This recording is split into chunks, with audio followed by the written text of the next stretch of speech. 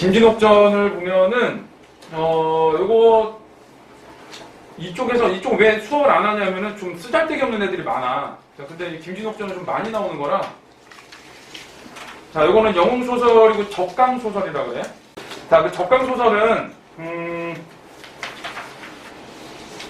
적강소설은 그 천상의 존재가 밑으로 내려와야 되거든. 천상의 존재 밑으로 내려오는 거. 자, 그래서 보통은 이런 과정을 거쳐 천상에서 죄를 지어. 천상계에서 죄를 짓고, 자, 그래서 지상계로 인간계라 그러지? 인간계로 적강을 해.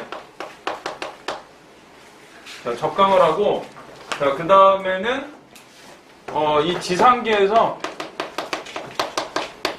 고난을 겪어. 자, 이 고난을 겪는다는 거는 죄값을 치르는 거야, 죄값. 이걸 치르는 거고, 자, 그 다음에 이제 둘 중에 하나야. 첫 번째는 천상계로 돌아가거나, 운영전 같은 경우는 천상계로 복귀를 해. 복귀를 하고, 혹은 지상계에서 행복한 결말로 끝내거나, 지상계에서 행복한 결말. 둘 중에 하나가 많이 되는데, 뭐 마지막 쪽이 중요하다기보다는, 여기에서 지상으로 적강을 했을 때 죄값을 받는다가 중요해. 경기소설은 이제 비현실적인 이야기고, 자, 배경은 중국 명나라고, 주제는 고난을 극복한 남녀 간의 사랑과 영웅의 일생. 자, 특징은 유교, 불교, 도교, 민간신앙의 사상 융합기가 나타나. 이거는 뭐 크게 알 수 없어요. 2번에 줄쳐요. 2번. 주인공들이 천상세계에서 죄를 지은 대가로 지상세계에 내려가서도 고난을 겪는다. 이렇게 돼.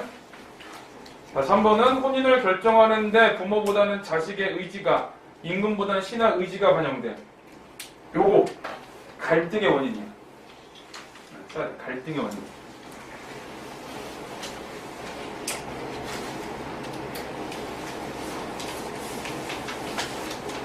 자, 앞부분 줄거리 읽어보면은 천상에서 지은 죄로 인간 세상에 태어난 김진옥은, 자, 그래서 이제 적강한 거야. 써있지.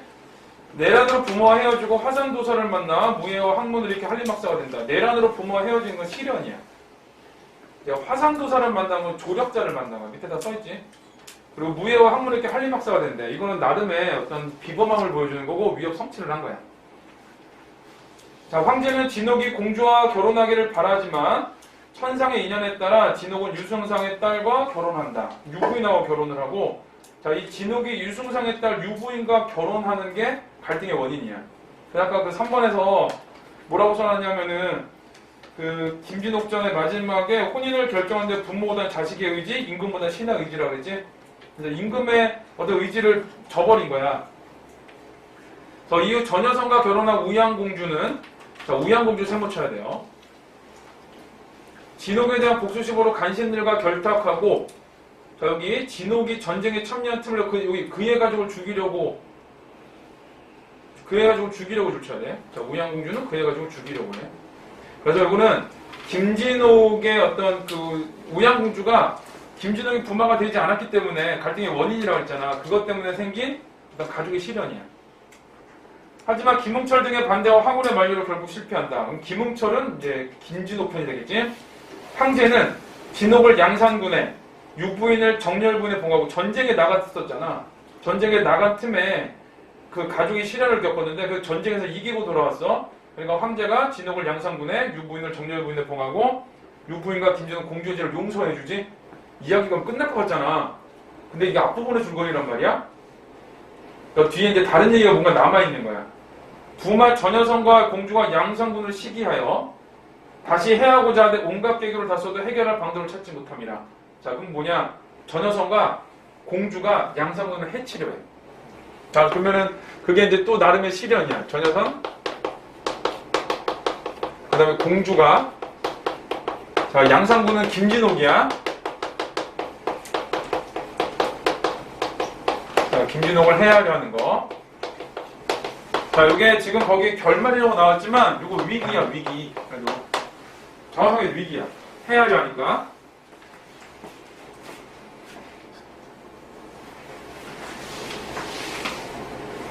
자, 서로 인원하되 태자를 죽이려고, 이제 태자를 죽이려고 해. 그럼 자기 동생이겠지? 천자와 양상원을 내치고 천재의 주의를 빼앗고자 하여 개교를 행할세. 장군 이지필과 수문장 양철 등으로 더불어 약소군정하니라 했어. 그래서 태자를 죽이고 천자와 양성을 내치려고 했지. 천자를 빼앗고자 돼. 역모를 꾀한 거야. 자, 반란을 꾀하고 역모를. 그 다음에 이지필, 양철 이런 사람들이 이제 여기 세모쳐야 돼. 간신들이. 그래서 이제 여기에 붙은 애들이 자 이지철, 이지필. 그 다음에 양철 이런 애들은 세모쳐놔야 돼. 걔네들 전부 다 간신 애들. 자, 이때 태자의 나이 구세라. 태자를 죽이려 한다고 그랬는데 태자의 나이 구세라. 태자에 대한 설명을 해주거든. 총명한 백사를 묵을 통제하니 총명한 모든 일을 모르는 것이 없으니 이런 뜻이야. 다 통해서 모르는 것이 없으니 일세 성군이 될지라. 이게 뭐야? 태자에 대한 평가야. 자, 일일은 하루는 후원의 공풍경을 완상하고 즐기고 돌아올새 태자 친전의 대사 우연히 찬 기운이 몸에다 병이 나서 침석에 누워 계시더니 공주가 천장에 나가려대. 지금 돌아다니다가 감기 걸린 거거든? 근데 그거를 가지고 공주가 이제 얘기를 해. 태자가 양상군과 함께 후원회가 놀고 돌아와 병이 나샤 기운이 불평하시니 실로 안타깝고 답답하다. 여기서 중요한 말은 안타깝고 답답한 게 아니라 양상군과 함께야. 야, 양상군이 애 데리고 놀다가 네 아들 데리고 놀다가 네 아들 지금 병 들었어. 어떻게 해? 이런 거야. 요거 안에 들어있는 건 뭐야? 양상군을 모함하는 거지.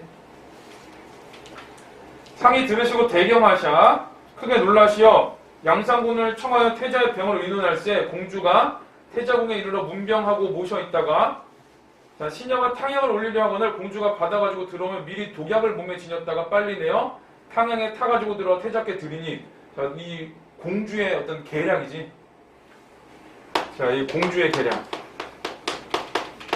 자, 공주의 계략 첫 번째가 이제 그 태자의 약에 독타는 거야.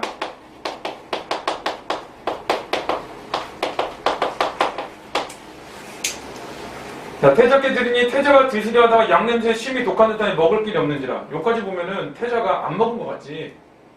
자, 일단은 그냥 그렇게 생각하고 읽어야 돼. 그리고 이제 중략이 됐고, 자, 공주가 가만히 신복을 물러 경화문박 이지필과 양철 이런 데는 자 세모 자 돼. 자, 간신들이지. 매복하였다가 양상군이 나가서 베어달라고 두 번째 계략이야. 자, 양상군 죽이기가 이제 두 번째 계략이야. 한편으로 모든 간신에게 알리되 이제 태자가 약을 먹었으니 분명 죽을지라. 오복루에 북을 올리면 신호야. 그러니까 이 오복루에 북을 올린다는 건 태자가 죽었다는 신호고 모든 신하가 들어올 것이니 불문국제고 다 베라 했어. 자, 세 번째는 자 들어오는 신하를 다 베라야. 자, 들어오는 신하를 모두 죽이기야. 계략들. 자, 태자의 약을 탄 거는 일단 실패한 것처럼 보이기는 하지. 근데 이거 읽어보면 실패하지 않았어. 그래서 중략을 잘못 끊었어. 책에서. 자, 거기 이제 보면 공주와 급히 천자 침전에 들어 황망히 아뢰되 태자가 병세 위중하시더니 신첩이 너무나 황공하나이다. 하고 나와 부마를 청하여 귀에 대고 괴교를 가르치니 부마도 나쁜 놈이잖아. 부마가 기꺼이 양상군을 보고할 자, 내 들으니 정렬 부인이 만삭의 낙태에 위급하다 하더이다. 지금 양상군을 속이는 거지. 왜 얘를 나가게 만들어야 돼? 왜 나가게 만들어야 돼? 나갈 때 죽여야 되거든. 요거 때문에. 두 번째 계략 때문에. 이런 거짓말을 한 거야. 양상군이 그 말을 듣고 대경화에 급히 나오려 하더니 호련한 궁녀가 고하되 태자가 졸지에 승하시나이다. 자, 그러면은 지금 태자에게 독을 타는데 실패한 것처럼 보이지만 사실은 성공한 거야. 실패한데 성공이야. 이거 그러니까 얘 아니야. 얘 성공. 일단 죽은 거 맞아. 근데 이제 이 안에서는 사실은 알 수 없지. 이게 병 때문에 죽었는지 독약 때문에 죽었는지 모르는데 지금 공주의 어떤 발언 같은 걸 통해서 보면은 이 약을 먹인 거야. 먹게 만든 거야. 그래서 이제 죽을 거라는 걸 미리 아는 거지. 그러니까 북침에 신하들이 들어올 거고 뭐 이런 얘기를 하는 거야. 자, 태자가 졸지에 승하시니이다 할 즈음에 천자가 들으시고 대성 통곡하여 양상군을 부르셔 한 가지로 태자국에 들어가시는지라. 전여선이 나쁜 사람이지. 천자와 양상군이 친히 태자의 시체를 보시며 독약의 죽음을 하시고 사정을 조사하여 밝히면 역모가 탄로날까 하여 이게 전여선의 전여선 나름의 어떤 생각이야. 아, 이러면은 역모가 탄로나겠구나. 왜 이 독약 먹고 죽으면 표시가 나나봐. 옛날에는 막 까맣게 된다거나 이렇게. 급히 걸문으로 나가 이를 주선하려 하더니 그래서 역모가 탄로날까봐 걸문으로 나가려고 했어. 매복하였던 복병이 양상군이 나오는 줄 알고 내달아 일시에 창검을 들어 죽이고 보니 양상군이 아니요 부마 전여선이라. 모두 대경실세가 아무리 할 줄 모르더라. 양상군 죽이기는 실패했어. 실패했지? 대신에 누굴 죽인 거야? 전여선이 죽었어. 이건 이제 자기끼리 자기가 당한 거지.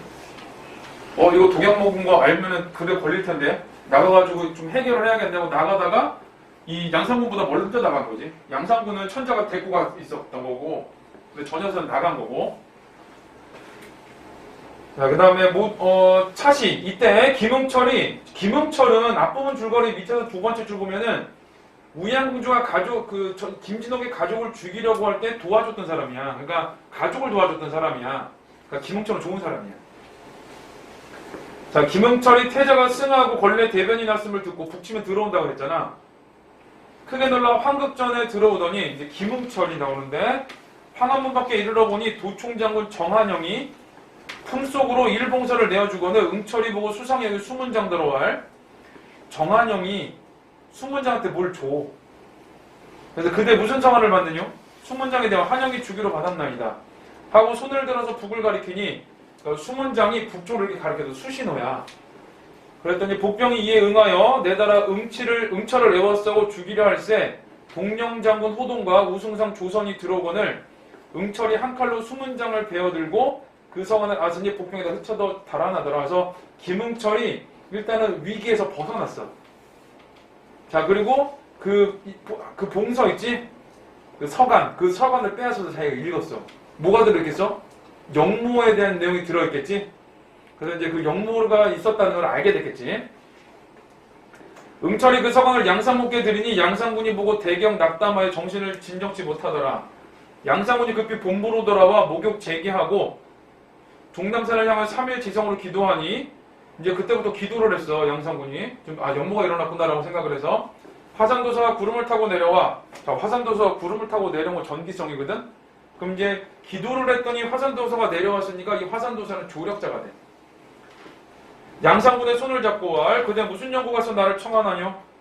양상군이 공경대왈 국가에 만극한 변이 있어. 태자가 죽었어. 그리고 이제 영모가 일어났어. 선생을 배웠고자 합니다. 도사가 왈 이제 태자가 별세하고 걸중에 대변이 난 줄을 내 이미 짐작하고 태자가 죽고 걸중에 대변 영모가 난 거를 내가 짐작하고 회생하는 약을 가져왔으니 가져다가 태자 입에 넣으면 회생하니 빨리 가서 그거 더디지 마라. 그래서 내가 약 가져왔어 라고 도움을 준 거야. 하고 갑자기 사라지거늘 양상군이 공중을 향하여 살해하고 권례를 향하여 들어오더라. 그래서 양상군이 그 응철이 가져온 서간을 보고 그 기도를 해서 화산도사에게 도움을 요청하고 도움을 받았어. 자, 그 다음에 차시. 공주가 태자를 독살하였으나 부마가 죽고 의논할 사람이 없으니 정이 답답하더니 일개 한 가지 꾀를 생각하고 걸레들아 울며 상께 아뢰니 양상군을 성상이 태상같이 믿으시나. 아빠가 양상군을 믿지만 친첩이 내가 자세히 듣자오니 양상군이 환자로 더불어 동모하여 먼저 태자를 독살하고 천재의지를 도모하다가 거짓말이지. 걔가 환관하고 힘을 합쳐서 태자를 독살했고 아빠 자리를 노렸어 이런 거야. 거짓말. 사실 누가 한 거야? 자기가 한 거지. 부마가 알고 들어오매 황상께서는 미처 범치 못하고 먼저 애매한 부발을 해야 하나이다. 그래서 부마가 그 모든 영모를 알고 들어오다가 죽임을 당했어. 이런 얘기를 한 거야. 그러니까 이거는 모함이고 거짓말이야. 상월, 내 어찌 그 진위를 자세히 안 한다? 너 그거 어떻게 그렇게 자세히 알아? 요즘 의심하는 거지. 그랬더니 공주가 체읒 울물을 흘리며 말하기를 자, 도총장군 한영이 그 말을 하더이다. 상이 진노하셔. 이거 화난 거야. 그럼 다시 그 공주의 말을 믿는 거야. 저 어미 국문하시니 한영이 아래는 말에 또한 공주의 말과 조금도 다름이 없는지라. 상이 크게 의심하시는 김응철이 아래길. 자, 믿었다가 또 이제 한영을 잡아서 국문을 했는데 말이 똑같아. 그럼에도 불구하고 의심한 거야. 설마 양상군이 그럴 리가 없어. 이런 것도 있고 얘네들이 어떻게 이렇게 자세하게 알 수 있었지? 이런 것도 있고. 자, 공주가 태자를 이제 김응철을 도와주는 사람이잖아. 공주가 태자 전하를 독살하여 승하시게 한 후 모역하려다가 성사치 못하고 김응철은 어떻게 이렇게 잘 알아? 아까 그 서간을 뺏었지? 그래서 잘하는 거야. 하늘이 무심치 않으사 반수기양하옵고 그러니까 재앙을 입히려다가 오히려 재앙을 당하고 죄를 남에게 돌려보내려 하여 그러니까 그 자기의 죄를 양상군에 덮어 씌우려 하여 무제한 양상군을 모함하오니 공주를 받게 국문하사 그 간상을 자세히 조사하여 밝히옵소서. 상이 들으시고 반신반의. 이 또 임금이 반은 믿고 반은 안 믿고 누구 말이 맞지? 그러는 거야. 결정을 유보할 즈음에 양상군이 들어오고는 상이 문할. 그 믿고 있던 양상군이 들어와. 그래서 이제 얘기를 하는 거야. 경이 어디로 갔더니 야 너 어디 갔다 와? 그랬어. 뭐라 그랬어? 공주가 양상군이 그 태자 죽였어 그랬잖아. 너 어디 갔다 와? 그랬더니 저 태자궁에 갔다 왔는데요. 이래보면 어떻게 돼? 아 얘가 태자 죽인 거 맞구나 이렇게 되지. 근데 얘가 뭐라 그러냐? 양상군이 태자의 급하심을 보고 회생할 약을 구하러 갔던 일을 아뢰고 죽인 사람이 살리는 약 얻으러 오지는 않을 거 아니야. 그래서 요거 때문에 결국에는 임금이 양상군의 말을 믿게 되는 거지. 자, 즉시 환영을 내어드리는 천자와 한 가지로 태자궁에 들어가 태자를 배우니 승하하신 지 오래돼 조금도 생시나 다름이 없는지라. 즉시 약을 받들어 태자 입에 넣으니 이윽고 호흡을 통하여 회생하시거늘 상이 태자의 환생함을 보시고 크게 기뻐하셔갈. 경의 태산 같은 데를 무엇으로 다 갚으리어서 영모를 모의한 자들을 조사하여 장안에 참하고. 이건 이제 목을 베고 이런 뜻이야. 양상군과 기봉철로 더불어 국사를 의논해 다스리더니 이건 이제 상을 준 거지. 차후는 그 이후로는 천하가 태평하고 사방이 무사 산에 도적이고 백성이 평안하더라. 그래서 영모를 이제 그 해결을 한 거지. 자, 들어오는 신하 모두 죽이기도 어떻게 돼서 실패했죠. 실패. 이게 실패 이유는 누구 때문이야? 김웅철이 여기는 수문장을 뭐 얘네들을 전부 다 해결을 했거든. 그래서 태자약의 독타선 거는 실패했다가 성공을 했다가 다시 실패했지. 이거 왜 다시 실패야? 회생하는 약을 먹었지. 회생하는 약을 가졌기 때문에 결국은 공주의 계략은 다 실패했어. 어떤 이런 것처럼 그 조력자의 도움으로 그 다음에 전여선이 자기 꾀에 스스로 빠져가지고 나가다가 죽임을 당하고 이거는 김웅철의 기계에 의해서 해결이 되고 그렇게 돼. 자, 문제는 집에서 풀어봐. 혹시 문법에서 잘 모르겠는 거.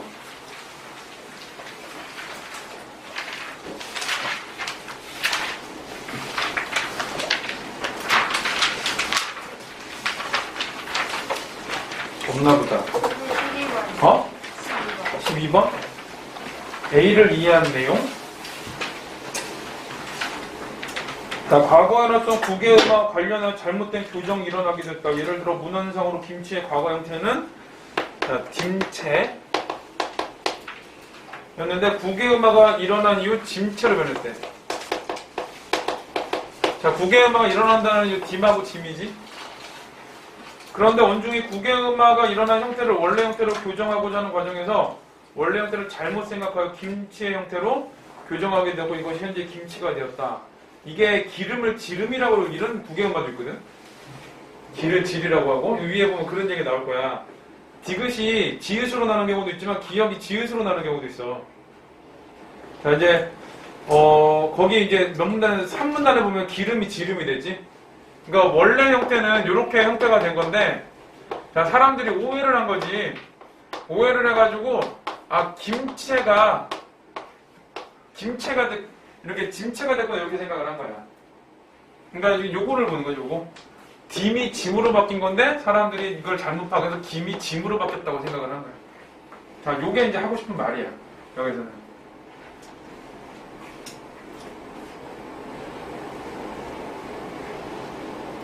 자, A를 이해한 거니까 dim체가 짐체로 변하는 과정에서 일어난 구개만은 dim이 짐된 거 디귿의 구개마지. 이 문단에 있는. 자, 그 다음에 dim체가 짐체로 변하는 과정에 일어난 구개만은 형태소 내부에서 일어났다. 왜? dim체는 못 나눠. 형태소 내부에서 일어나는 거야. 근데 이게 이제 좀 기억을 해. 현대국어에서는 형태소와 형태소가 만나야 돼. 그러니까 형태소 내부에서는 안 일어나. 자, 그래서 요거 2번도 맞는 말. 자, 김치의 치에서 구개음화가 일어나지 않는 것은 치의 모음이 본래 체였기 때문이다. 자, 이거는 이제 A를 이해해야 되는데 A에는 일말이 안 나오지. A는 일말이 안 나와. 안 나와서 틀린 말이에요. 자, 그 다음에 4번은 짐체가 김체로 변하는 과정에서 언중은 짐체를 기역의 구개음화가 일어난 형태. 이거 이제 딱 맞는 말이고 오해를 한 거지. 김치의 본래 형태가 dim체였고 형태소 구개 내부에서 디귿의 구개음화가 사라진 후에 의가 이로 의가 이로 변화했다면 구개만 일어나지 않았을 것이다. 왜 그러냐면 의는 구개만의 조건이 안 돼. 그래서 원래 딤체였다 그러면 의가 들어왔잖아. 그럼 구개만 조건이 안 되는 거야. 그러니까 변하지도 않아. 이게 짐체가 됐다가 사람들이 오해해서 김치로 바꾸지도 않아. 왜? 구개만 자체가 안 일어나니까. 이런 게 있어. 옛날에 그 선생님들 뽑는 그 임용고시에 이런 문제가 한번 나왔을 때 잔디는 구개마 조건이 이렇게 될 수도 있는데 왜 얘는 구개마가 안 됐을까? 그 다음에 디디다 이런 것도 있거든? 얘네도 구개마 조건인데 왜 안 됐을까? 이게 나왔는데 그거를 이 국어의 역사적인 이유와 함께 설명하라고 나왔을 때 문제를 봤더니 뭐였어? 근데 하나 기억나는 건 있어. 어렸을 때 너무 옛날 같은데 이 잔디가 이렇게 해서 이거였어. 조선시대 아니야. 조선시대 아니고 1990년대까지도 저렇게 썼어.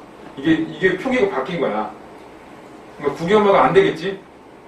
이게 현대에서 구개엄마가 안 된 거야, 이미. 그러다 이제 표기가 바뀐 거고, 디디다는 원래 어떻게 생긴 거냐면은, 원래 형태가 이거였어. 이러다가 현대로 넘어서 디디다가 됐거든? 근데 옛날에는 중세국어 때는 형태소 내부에서 구개엄마가 일어났었거든? 근데 현대국어는 형태소 내부에서 구개엄마가 안 일어나. 그러니까 이 형태를 계속 유지하다가 이 형태로 바뀌었어. 근데 왜 안 되는 거야, 얘는? 형태소 내부기 때문에 안 되는 거야. 얘는 왜 안 돼? 얘는 애당초 단어가 이것도 똑같아. 의이기 때문에 안 돼, 둘 다. 의니까 구개엄마가 안 됐고, 이미 형태소 내부에서 구개엄마가 안 된다는 그 문법 조건이 생겼기 때문에, 그 다음에 구개엄마가 안 된 채로 그냥 잔디, 디디 이렇게 된 거야.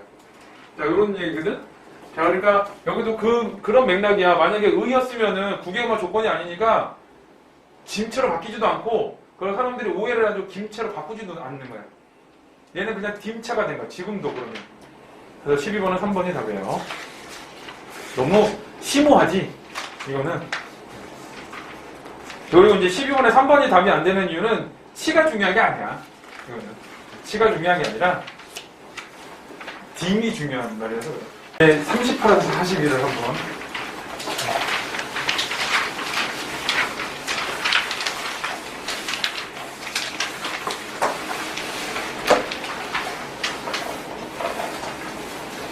자, 이게 39번이 되게 그래프가 좀 난해하게 생겼어. 자, 일단 1문단은 시장의 수요와 공급이 일치하지 않은 불균형이 발생할 경우, 자, 불균형. 가격 변화의 균형을 회복한다. 일단 여기 줄쳐야 돼. 왜 줄치냐면 예시 앞에는 중요한 말이야. 자, 불균형이 발생하면 가격 변화의 균형을 회복한대. 자, 예를 들어 시장에서 초과 공급이 발생하면 너무 많이 만들었어. 그럼 물건이 너무 많아지면 가격이 하락하거든. 왜? 사람들이 안 사니까. 자, 수요량이 늘고 공급량이 줄면 그럼 비싸죠. 원래는 공급량이 줄면서 균형이 회복된다. 그러면 여기 보면 시장에서 초과 공급 발생하면 사람들이 안 사. 지금 어떻게 해야 돼? 얘를 팔긴 팔아야 되잖아. 그럼 가격을 낮춰서 팔아. 그럼 가격이 낮아지니까 사람들 어떻게? 가격이 낮아지면 사거든. 자, 그래서 수요량이 늘고 그러면 이제 공급량이 그럼 줄어들겠지? 왜? 사람들이 그만큼 안 산다는 걸 알거든. 그러니까 공급량을 줄이는 거야. 그래서 균형이 회복돼. 자, 여기선 이런 게 들어있어. 가격이 올라가잖아? 그러면은 수요가 줄어. 근데 공급은 늘어나. 자, 이런 시장 가격의 조정 기능과 관련하여 거시경제학에서는 시간대를 단기와 장기로 구분했다. 그럼 이제 뒤에 단기와 장기의 의미가 나오거든? 자, 단기는 가격 조정이 원활히 이루어지지 않아 시장 불균형이 지속되는 시간대. 자, 줄을 쳐볼게. 단기, 그 다음에 불균형 지속. 줄 치고. 그 다음에 장기는, 장기 줄 쳐야지. 신축적 가격 조정에 의해 시장 균형이 달성되는 시간. 여기 균형이 달성되는 달성 줄 쳐야 돼. 그래서 연결하면 돼. 그러니까 기본 단기는 불균형이고 장기는 균형이라는 얘기지. 균형 회복. 그런데 그런데 비하면 또 B가 중요하거든. 그리고 1문단의 마지막 문단이 항상 중요해. 단기의 지속시간, 단기가 뭐 불균형. 즉 시장 불균형이 발생한 이후 다시 균형을 회복하는 데 걸리는 시간에 대해서 서로 다른 입장이 존재해왔다. 1문단에서는 자, 단기에서 장기. 그러니까 불균형에서 자, 균형으로. 요게 있는데 요거 회복 시간에 다른 입장이 있대. 그러니까 이 장기로 갈 때에 얼마큼의 시간이 걸린다가 달라지는 거야. 사람들이 보는 입장이. 그래서 이제 밑에 나오는 시간은 걸리는 시간을 얼마나 보느냐에 대한 문제야. 이 문단은 자, 1930년대 이전까지 경제학의 주류를 이끌었던 고전학파는 기억의 고전학파가 있는데 시장은 가격의 신축적인 조정에 의해 항상 균형을 달성한다고 봤다. 그 말이 중요해요. 항상 균형. 그럼 이 사람들이 이 시간 어떻게 보겠어? 아주 짧거나 없거나. 왜? 불균형이 있는 적이 없으니까. 자, 이른바 보이지 않는 손에 의한 시장의 자기조정 능력을 신뢰하는 입장으로 이에 따르면 단기는 존재하지 않는다. 거기 중초돼. 단기는 존재하지 않는다. 그러니까 아예 불균형 자체가 없다라고 생각하는 거야. 즉 불균형이 발생할 경우 즉시 가격이 변화하여 시장은 균형을 회복한다는 것이다. 이 말이 조금 다르니까 단기는 존재하지 않아. 그리고 즉시 가격 변화야. 그러니까 즉시 조정된다는 얘기야. 이거는. 항상 균형, 즉시 조정. 요거는 이제 조금 다른 말로 단기는 존재하지 않는다. 이 말이 두 개가 조금 달라. 얘네가 느낌으로 보면은 그 불균형이 없다 그러면은 단기가 없어야 되거든. 근데 그 말을 했지. 근데 또 뒤에는 뭐라 그랬어? 불균형이 생기면 즉시 조정된다 그랬지? 그럼 있다는 얘기잖아. 그러니까 매우 짧다. 이렇게 생각하면 돼. 자, 따라서 고전학파는 호황이나 불황이 나타난 경기 변동 현상 발생하지 않는다고 봤다고. 경기 변동은 발생하지 않는데. 자, 이 경기 변동은 발생 안 해. 왜 발생을 안 해? 항상 균형이거든. 자, 그래서 발생을 안 하는 거야. 3문단. 하지만요, 이렇게 두 개가 이제 대비가 돼야지. 케인즈는, 자, 케인즈. 엄청 많이 나오는 사람. 고전학파의 주장과 달리 장기에는 가격이 신축적이지만 단기에는 경직적이라고 생각했다. 자, 이게 위로 잠깐 올라가 보면은 1문단의 밑에서 네 번째 줄에 장기는 신축적 가격 조정의 시장 균형이 달성된대. 그러니까 신축적이라는 얘기는 뭐 변한다는 얘기거든. 자, 그러니까 여기도 이제 그 얘기를 한 거야. 가격이 신축적이지만 단기는 경직적이라고 생각했대. 자, 이제 차이점. 자, 장기는 신축적. 자, 그러나 단기는 경직적. 그러니까 이 불균형인 시기에는 가격이 변하지를 않는 거야. 쉽게 안 변해. 자, 그래서 1930 그는 오랜 경기 침체와 대규모의 실업이 발생했던 1930년대 대공황의 원인이 이러한 시장 가격의 경직성이 있다고 주장했다. 여기 단기가 경직적이지 이게 대공황의 원인이래. 그럼 얘가 왜 대공황의 원인인지가 밑에 나와야 돼. 자, 가격 경직성이 심할수록 소비나 투자 등 총수요가 변동할 때 극심한 경기 변동 현상이 유발된다고 보았기 때문이다. 이런 거지. 가격이 안 변해. 대표적으로 소비나 투자 등의 수요가 감소하는 얘기는 사람들이 돈이 없을 때거든. 사람들은 돈은 없는데 그래서 뭘 살 수가 없어. 근데 가격은 그대로야. 그럼 못 사겠지. 사람들이 무조건 못 살 것 같으면 어떻게 해야 돼? 가격을 낮춰서 팔아야 되잖아. 사게끔 만들어야 되는데 그게 안 되는 거야. 그러다 보니까 이제 총수요가 확 감소해 버리니까 사람들이 안 사서 돈 없으니까. 그래서 자, 여기서 일단은 가격 경직성이 먼저 나왔지. 자, 이 가격 경직성 때문에는 어떤 일이 벌어지냐면은 총수요가 변동할 때 극심한 변동 현상이 생긴다. 자, 총수요가 변해. 그러면 극심한 경기 변동.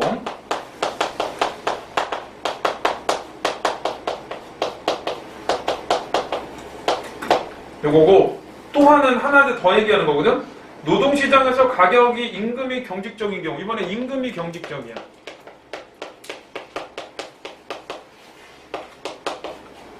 임금 경직성인데 자, 요거 같은 경우는 어떻게 되냐. 자, 예측을 해보고 그래. 경기가 안 좋아. 대공황이니까 경기가 안 좋아. 근데 사람들이 그걸 계속 받으려고 그래. 그럼 회사 문 닫아야 되지. 그러면은 사람들한테 우리 임금을 좀 낮춰서 우리 모든 사람이 같이 일하면 안 될까? 그랬더니 싫대. 그 월급 달래. 그럼 어떻게 하면 돼? 회사는 안 망하려면 내보내야지. 이제 그 얘기 나와. 그래서 임금이 경직적인 경우 기업의 노동 수요 감소가 임금 하락으로 상쇄되는 대신, 그러니까 노동 수요가 감소하면 임금을 좀 깎아서 많은 사람들이 같이 다녀야 되는데 그렇게 안 하고 대규모 실업을 불러일으킨다. 거기 줘야 돼. 그래서 임금 경직성이 있으면은 이때는 대규모 실업이 일어나. 사람들이 월급을 안 깎겠다 그러니까 그냥 내보내는 거야. 그럼 내보내. 이렇게 되지. 자, 4문단. 자, 이러한 케인즈의 주장은 케인즈 학파에 발전된다. 자, 이제 니은은 케인즈 학파. 자, 요렇게 이제 두 개가 연결돼 발전되는 거야.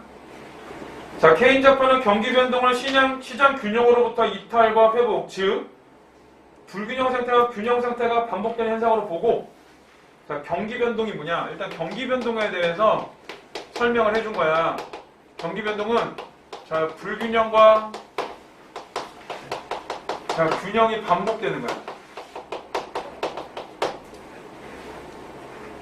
아까 고전학파 뭐라 그랬어? 불균형 없다. 아니 혹은 즉시 회복된다 이렇게 얘기했는데 지금 케인즈도 그렇고 케인즈 학파도 그렇고 지금 불균형이 있다고 생각을 하는 거야. 자, 총수요 변동이 유발한 불균형 상태가 가격 경직성으로 말미암아 오래 지속될 수 있다고 보았다. 그래서 자, 이 총수요 변동이 유발한 불균형 상태가 가격 경직성으로 말미암아 오래 지속된대. 그러니까 결국은 뭐냐? 가격 경직성 때문에 불균형 상태가 오래 지속될 수 있다 이렇게 보는 거야. 가격 경직성을 먼저 얘기했지. 이것 때문에 자, 불균형 상태가 오래 지속.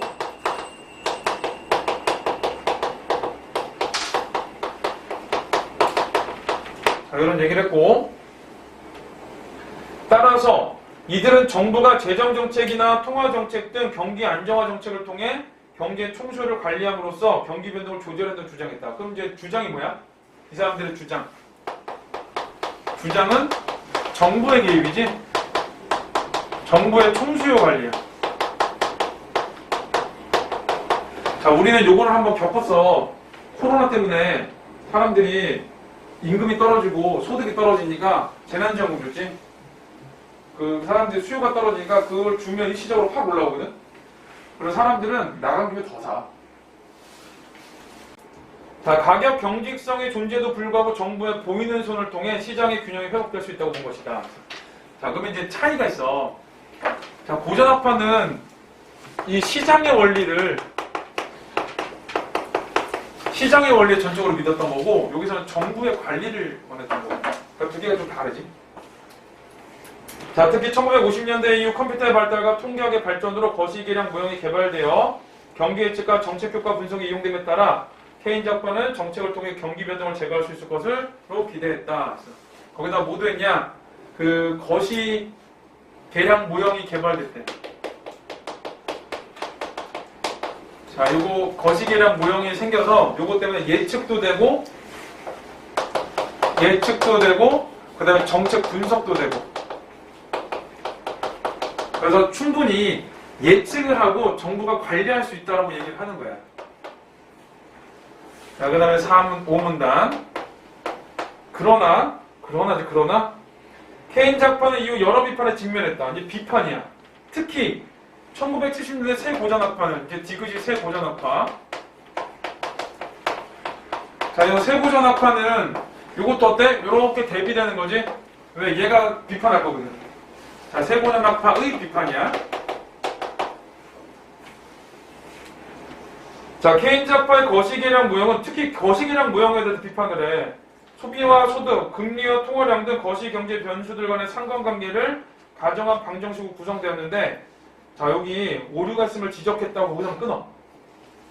그리고 뒤에 뭘 얘기했냐? 거시계량 모형을 설명해줘.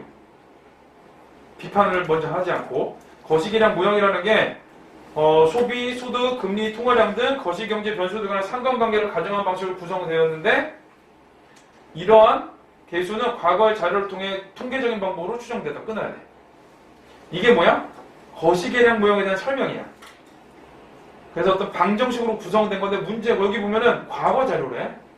하지만 새로운 정보가 전해지면 경제 주체들은 기존에 보유하고 있던 정보에 추가된 정보를 반영하여 합리적으로 기대를 형성하고 이에 따라 반응을 바꾸므로 방정식의 개수 혹은 방정식 자체가 바뀌어야 한다. 그래서 그러니까 이제 뒤에는 앞에 끊는 데는 그 거시계량 모형에 대한 설명을 한 거고 그 뒤는 어떤 개선점을 얘기한 거야.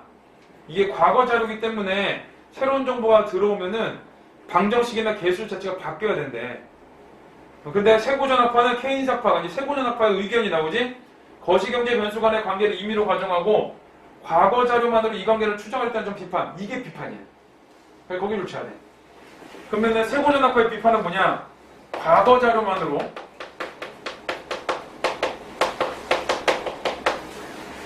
과거 자료만으로 관계를 추정했다는 거. 자, 요거를 비판한 거야. 너무 과거 자료로만 했어. 이렇게. 경제 주체의 합리적 선택에 대한 미시적 분석을 바탕으로 거시경제 현상을 분석한다고 주장했다. 근데 이제 주장이야. 비판하면서 한번 끊고, 그럼 어떻게 되냐?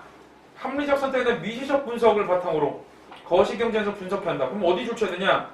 합리적 선택에 대한 미시적 분석을 바탕으로 줄쳐야 돼. 주장의 주장. 미시적, 합리적 선택에 의한 미시적 분석. 요거를 바탕으로 해야 된다라고 얘기하는 거예요. 그러니까 사람들이 어떻게 바꾸는가, 새로운 정보가 들어오면, 이런 거. 이에 따라 이들은 시장 불균형이 발생한 경우 가격 조정이 되는 속도는 매우 빠르다는 고전학파의 전제를 유지하면서 여기 가격이 조정되는 속도는 매우 빠르다. 그래서 거기 줄쳐야 돼. 가격 조정 속도는 매우 빠르다. 이것은 고전학파가 했던 말이지. 자, 경기 변동을 균형 자체가 변하는 현상으로 분석했다. 자, 그리고 이제 또 하나 주장은 경기 변동은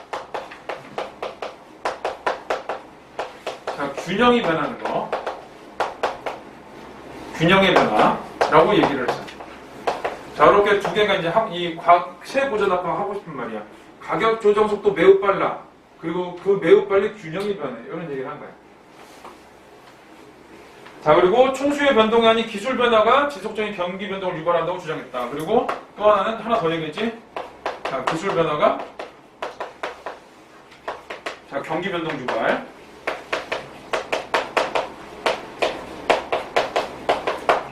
자, 그런 얘기를 했어. 그러니까 이제 비판과 주장이지.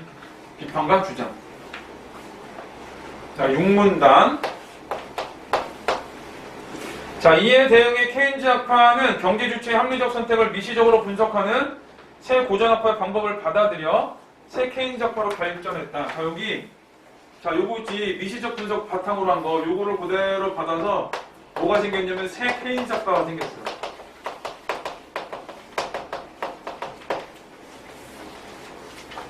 자, 하지만 새 케인즈학파는 경제주체들이 합리적 선택을 한 결과로 가격 경제성이 나타난다고 설명함으로써 경제 주체들이 합리적으로 기대를 형성하더라도 가격 경기성으로 인해 경기 변동이 발생한다고 주장했다. 얘들의 주장은 또 뭐야? 합리적 선택 때문에. 자, 정리를 해볼게. 얘들의 주장, 합리적 선택 때문에 뭐가 일어나는데? 가격 경직성이 생긴대. 요게 생기고, 그리고 얘 때문에 또 뭐가 생긴대? 경기 변동이 생긴다고 주장한 거예요. 그러니까 얘들은 이 가격 경직성을 또 안 버린 거지. 자, 얘 보면은 세고전압파는 뭘 안 버린 거야? 조정 속도가 매우 빠르다를 안 버렸어. 그 다음에 케인즈학파는 또 뭘 안 버린 거야? 가격 경직성이 불균형을 유도한다. 이거를 또 안 버린 거야. 자, 그리고 이러한 가격 경직성의 근거로 메뉴 비용 이론과 효율 임금 이론을 제시했다. 자, 요거 이제 두 가지 얘기가 나오지. 메뉴 비용 이론.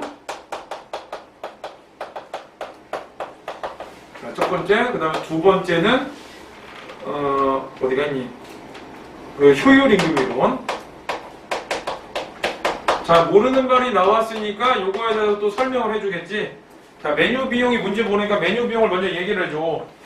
자, 메뉴 비용이란 메뉴 비용 동그라미 치고 기업이 가격을 변화시킬 때 발생하는 유무형의 비용을 지칭한다. 이거 이제 메뉴 비용의 정의야. 가격 변동 시 들어가는 비용이야. 자, 그래서 메뉴 비용 이론에 따르면 이제 메뉴 비용 이론이지. 자, 여기도 동그라미 치고 기업은 제품 가격을 변화시킴으로써 얻을 수 있는 이득과 가격 변동의 이득과 메뉴 비용을 비교하여 가격을 변화시키며 뭐한데? 얘는 가격 변화에 따른 이득. 그 다음에 메뉴 비용을 비교해. 이렇게 두 개를 비교를 하는 거예요. 자, 이에 따라 제품 시장의 가격 경직성이 발생할 수 있다. 그렇지? 자, 저것 때문에 가격 경직성이 생긴대. 그러니까 누가 더 두 개 중에 이득이 되는 걸 쓰는 거잖아. 그러면은 메뉴 비용은 좀 낮고 가격 변화 이득이 커야지 일반적으로 되겠지. 이제 그런 것 때문에 이제 비교를 하다 보니까 대체로는 이게 이제 가격이 떨어지진 않게 되는 거야. 변화가 없게 되는 거야. 그다음에 효율임금 이론은 노동자의 생산성 임금을 결정한다는 효율임금 이론에 또 가르치고, 효율임금은 노동자의 생산성을 유도하는 임금을 말하는데, 자, 효율임금 이론이 나오지. 노동자의 생산성 임금을 결정한다는 전통적 임금 이론과 달리니까 앞에 말이 안 중요해. 자, 임금이 높을수록 노동자의 생산성이 높아진다. 거기 좀 쳐야 돼. 자, 효율임금 이론은 뭐야? 임금이 높으면 생산성도 올라간다. 저거. 그러니까 임금을 이런 생각을 하면 임금을 높게 줘야 되는 거지. 그리고 노동자는 이런 생각은 절대 임금을 떨어뜨리지 않아. 기업이 노동자에게 높은 임금을 지급함으로써 노동자의 이직과 태만을 방지할 수 있기 때문이라는 것이다. 이와 같이 새 케인 작파는 케인 작파 임의로 가져갔던 가격 경직성의 근거를 입증하는 데 주력하면서 거기 이제 마지막에 그 주장에 나오지 가격 경직성의 근거 입증. 가격 경직성이 왜 생기는가에 대해서. 또 하나는 총수요 관리 정책은 여전히 효과를 갖는다. 총수요 관리 정책이 여전히 효과. 그거를 강조를 한 거예요. 그러니까 결국은 새 케인 작파가 받은 건 어떤 거냐? 합리적 선택에 의한 미시적 분석을 바탕으로 하고 받았어. 근데 합리적 선택 때문에 가격 경직성이 생긴대. 이렇게 받아들인 거지. 자, 그리고 이제 경기 변동이 생기고, 그럼 이게 왜 생기냐면 메뉴 비용 이론과 효율임금 이론으로 이게 생기는 이유를 입증한 거야. 자, 이거 39번을 많이 틀린 것 같은데. 기형 니은 해석이거든. 그럼 고전학파하고 케인 작파야. 새 케인 작파를 보는 게 아니라 여기까지만 보는 거지. 자, 그림은 총수요 변동에 따른 국민 총소득 변화를 나타낸 모형이다. 자, Y는, 자, Y 가운데점이지, 장기균형 국민 총소득 수준을, 장기래. AD 곡선은, AD가 있어, AD. 자, 그 AD가 있지? 자, AD 곡선이 우측으로 감소하면 좌측으로 평행 이동한다고? 자, 가정한다. 자, 총수요가 증가하면 AD가 오른쪽. 그러니까 어디로 가? 만약에 이게 그 AD 0이라고 하면 AD 2로, 그다음에 감소하면 AD 1로 간대. 예를 들어 총수요가 AD 0이고 물가가 P0. 그럼 만나는 지점 있지 거기에? 자, 걔가 있으면 국민 총소득이 Y인 상태에서 총수요가 AD 2로 이동을 해. 자, 그럼 총수요 증가에 따라 물가가 P2까지 상승하게 된대. 그러니까 이제 거기 Y하고 만나는 지점이 가는 거야. AD하고 Y가 만나는 지점. 자, 그 다음에 물가가 고정돼 있으면, 물가가 P0에 고정돼 있으면 국민 총소득은 Y2로 자 증가한다 했어. 국민 총소득은 Y2로 증가한다. 왜? 물가가 싸지니까. 물가는 그대로 유지가 되니까 돈은 더 많이 들어가는 거지. 자, 이때 국민 총소득이 Y보다 큰 경우는 호황을, Y보다 작은 경우는 불황을 나타낸다. 그래서 이제 그 안에서 왔다 갔다 한대. 자, 기억이가 1, 2번을 봐. 호황이나 불황은 발생하지 않지, 고전학파는. AD 곡선이 이동하더라도 국민 총소득이 Y로 일정할 것이다. AD 곡선이 이동해도 어디로 와? 다시 원래대로 오는 거지. 증가나 감소가 돼도 다시 원래대로. 불균형이거든, 증가 감소는. 다시 원래대로 오는 거야. 자, 2번. 시장은 항상 균형 상태에 있으므로 AD 곡선이 이동하더라도 물가가 P0이고 국민 총소득의 Y인 장기 균형이 항상 성립할 것이다 라고 되어 있는데, 이게 곡선이 이동하더라도 Y가 장기 균형이 항상 성립한다 그랬잖아. 이거 잘 읽어야 돼. 앞에서 얘기했던 것처럼 단기는 존재하지 않는다. 즉시 조정된다 그랬지? 항상 균형이고 즉시 조정이야. 그러니까 오른쪽으로 이동하는 게 안 생기는 건 아니야. 갖자마자 바로 오는 거야. 그래서 항상 그 AD 0을 계속 유지하고 있는 게 아니라 AD 2로 갔다가 AD 0으로 다시 오고 바로 오고 AD 1로 갔다가 AD 0으로 바로 오고 이렇게 되는 거지. 자, 그래서 2번이 답이 돼.